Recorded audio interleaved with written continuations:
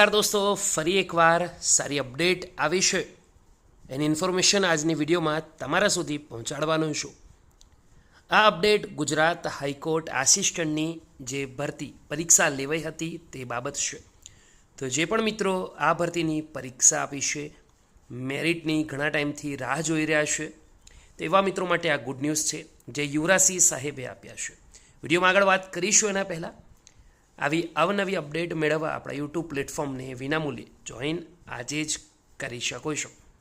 દોસ્તો, યુવરાજસિંહ સાહેબે ટ્વીટ કરી પ્રમાણે હાઈકોર્ટ રિક્રુટમેન્ટ સેલના અધિકૃત સૂત્રો દ્વારા માહિતી મળી છે એ પ્રમાણે દોસ્તો, હાઈકોર્ટ આસિસ્ટન્ટ માટેની મેરિટ યાદી એટલે કે શોર્ટ લિસ્ટ આવતા અઠવાડિયાના અંત સુધીમાં મુકાઈ શકે છે.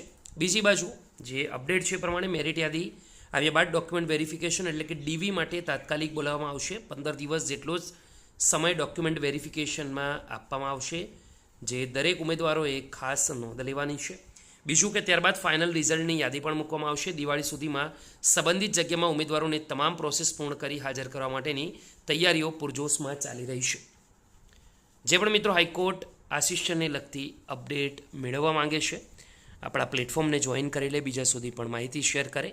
ફરીવાર મળીશું. ત્યાં સુધી ગુડ બાય, ટેક કેર.